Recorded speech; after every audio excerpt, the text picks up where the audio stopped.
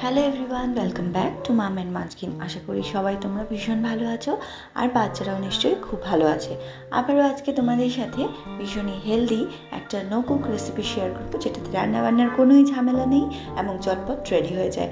Working মমদের জন্য কিন্তু এটা ভীষণই দারুণ একটা রেসিপি। তো রেসিপিটা বানানোর জন্য প্রথমে আমি নিয়ে নিচ্ছি 2 চামচ জিরে। আমি এখানে জিরেটা আগে থেকে একটুখানি ভিজিয়ে রেখেছিলাম, তো তারপরে আমি এখানে দু চামচের মতো জিরে অ্যাড করে নিয়েছি। তারপরে আবারও একবার একটুখানি ধুয়ে নেব।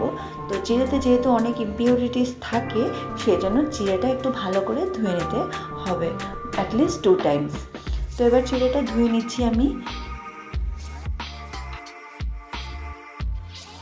জিরেটা ভালো করে ধুয়ে নেওয়ার পরে জলটা আমি ঝরিয়ে নিয়েছি। তারপরে এখানে অ্যাড করে দিচ্ছি 2 টেবিল স্পুন ওটস পাউডার।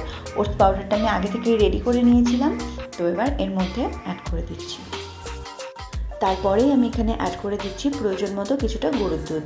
এবারে কতটা পাতলা বা ঘন করবে সেটা বুঝে তোমরা দুধটা অ্যাড করে নেবে। তো দুধটা অ্যাড করে নেওয়ার পরে এটাকে আমি একটা সাইডে রেখে দিয়েছি।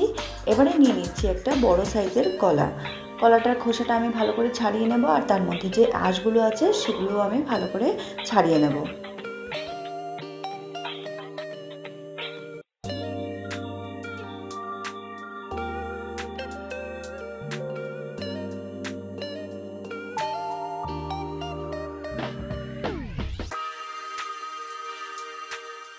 কলার আঁশগুলো ভালো করে ছাড়ানোর পরে এবারে আমি একটা ফর্কের সাহায্যে ভালো করে কলাটাকে ম্যাশ করে নিচ্ছি।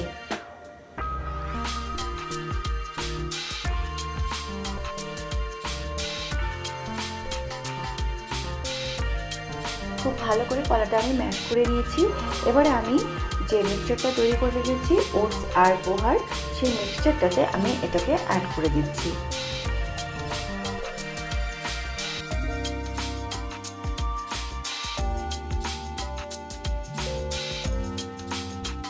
তারপরে আমি এখানে অ্যাড করে দিচ্ছি 1 চামচ নাটস পাউডার।